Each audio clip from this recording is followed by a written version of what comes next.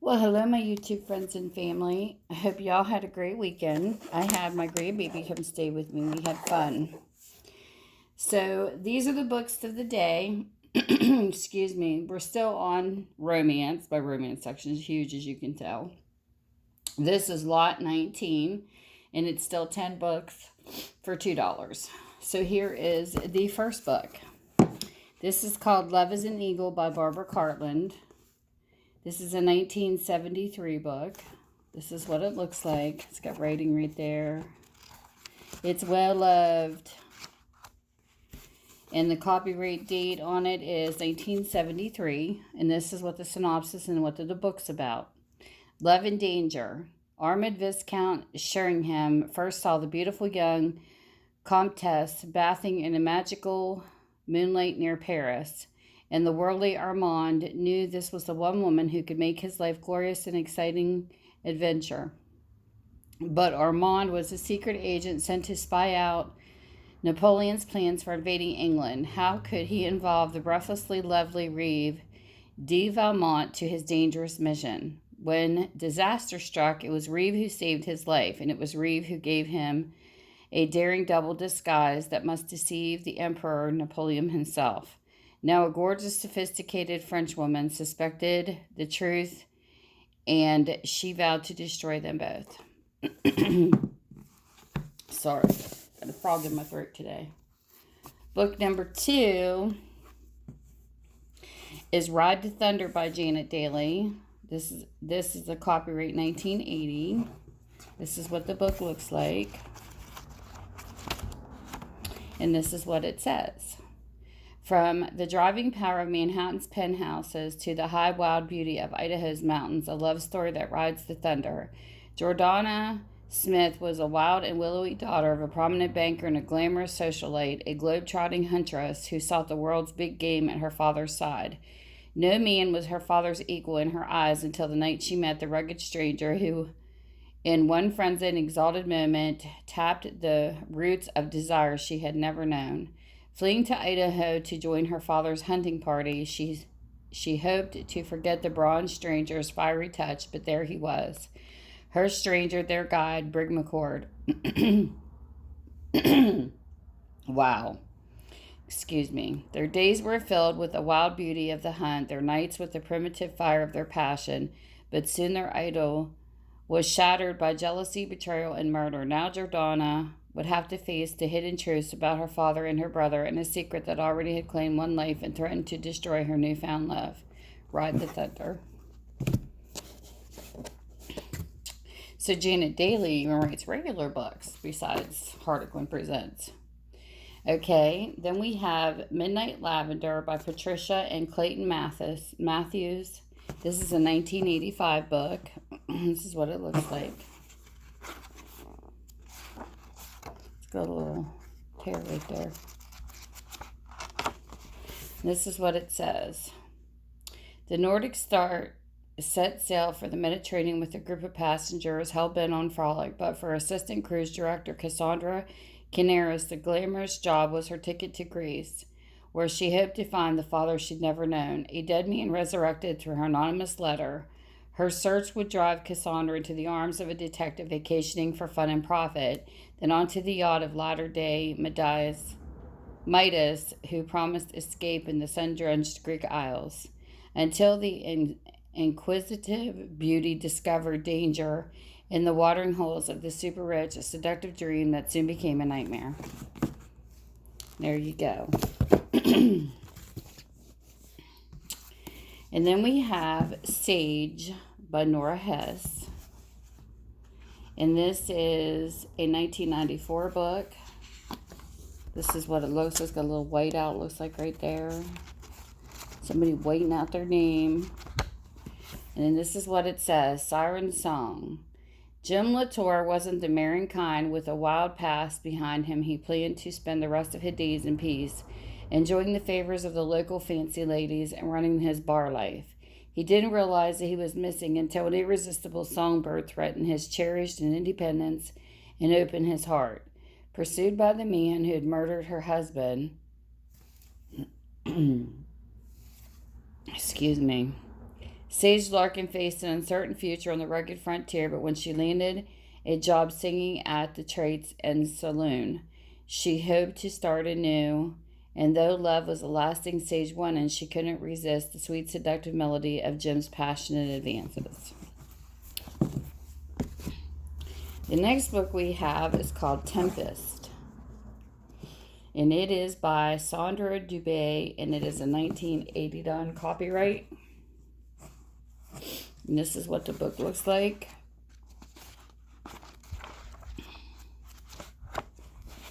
And it says, young and achingly beautiful, Diana McBride was impressionable as the heroines of her beloved Gothic novel. So when she heard that Lord Justin DeVille, that sounds like Cruella DeVille, had been appointed her guardian, she felt sure he would be a ruthless tyrant. Golden hair and devastatingly handsome, Justin had the face of an angel but the heart of the devil. One look in his mesmerizing eyes sent a delicious thrill of terror down Diana's spine, and one searing kiss melted her resolve to oppose him at all costs. Confined to his isolated country manor, amid flashing lightning and howling wind, helpless beneath his hard-muscled body, Diana knew her heart was lost as she surrendered to love's wildest raging tempest. And the next book is called Tender Torment. This is by Jane Archer. It is 1978. Sorry, I get some of my eye. Okay. Gotta wipe it with my shirt. This is what it looks like with that dark edging. Woo!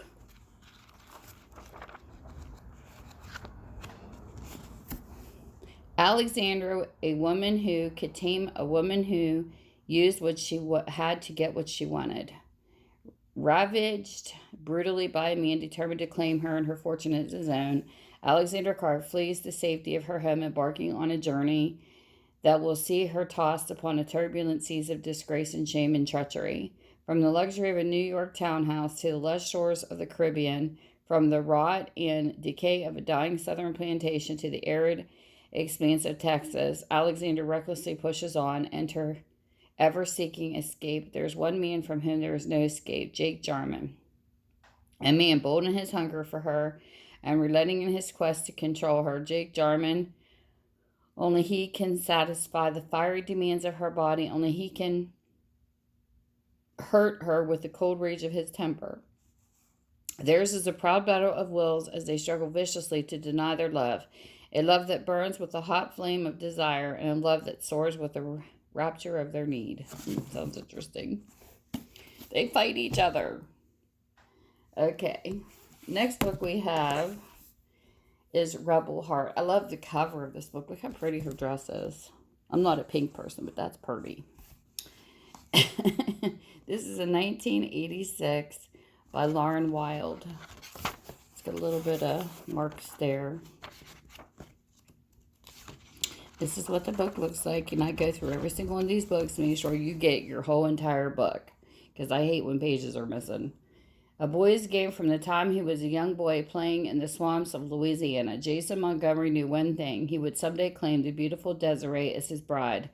No matter that he lived in the massive plantation called Whispering Oats, and that he was penniless, no matter that her family would never agree to their union, or that she didn't know that he existed, Jason vowed that he would take her in his arms and kiss her raven hair, taste her creaming flesh, and make her surrender to his forbidden love.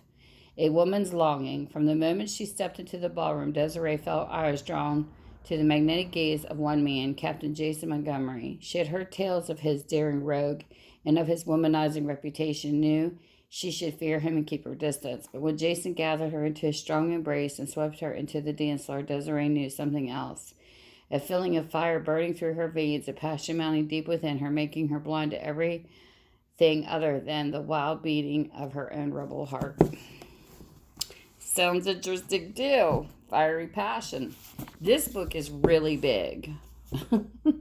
And to show you, like the last book, there's that much more on the top. These are them put together at the bottom. So this is a bigger book. And it's still the same price. Beloved by Beatrice Small. And this is a 1983 book. And look at this. Since I'm writing in there, look how big these pages are. Big and thick. Oop. That page was bent. We have to bend those back.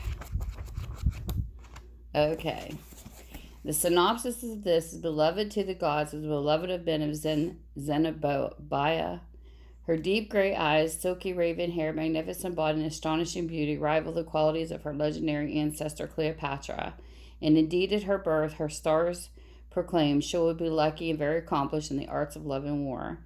The daughter of a powerful desert chieftain, Zenobia, witnesses at an early age the shocking brutality of renegade Roman soldiers and vows to hate all the blue-eyed strangers forever. Yet after she's become a woman and the revered queen of Palmyra, Zenobia, I think it's how you say her name, finds exquisite passion all women dream of with Marcus Alexander Bertrice, a blue-eyed Roman, and it will take all her cunning and skill in war to keep the precious erotic rapture she can find in his arms. That sounds really interesting, too. And then here is a book called Silver Storm by Cynthia Wright. This is a 1979. This is what it looks like. It's got a little bit of speckledness on the cover. These are definitely old, read, and loved, for sure. Untamed Innocence. Devon Lindsay was a restless, high-spirited girl when she met Andrea Ravenel, a notorious sea captain whose pirates' plunder aided the American Revolution, but his first careless caress stirred Devon to a woman's wanton needs, an ecstasy shared. Theirs was a wild, impulsive passion that swept them into wartime espionage and dangerous intrigue. Yet even in the throes of ecstasy, their willful hearts would not speak of love until deceit and treachery threatened their life together. And then the last book is called For Love and Honor by Antonia Van-Loon. This is a 1978. Look at all that bent upness. And then there's that. But this book made it through the warps of time and lots of love. And this is what it says. From the turbulent drama of the Civil War to the glowing love in a gilded cage. She was born on the wrong side of town in a community where birth meant everything. But she was born beautiful and determined. It wasn't long before the people of Lanston took notice of Emily Stevens. While other young women waited anxiously for their men to return from war, Emily plunged recklessly into business and politics, into a secret world of forbidden passions. People said she was far too independent for one man to have and to hold. The handsome Rafe Taylor came back from battle to conquer the unconquerable, and proud, passionately independent, ambitious Emily Stevens was swept up in a love that would challenge everything she believed she was born for love and honor. And there you go. That's the books. And if you're interested, you just shoot me an email that will be in the description below. I will have all the books listed below. If you have Kindles and Nooks and you're interested and you want to find them, I will put the ISBN numbers in. If the ISBN numbers don't exist, you just type in the title and the author and you'll find them. And you give me your lot number. This will be lot 19. And I post them on my Etsy, and there you go. Just check out, just like you do on Amazon. A few steps. So with that, you guys have a great day. Thank you for spending your time with me, and see you later. Bye. Mwah.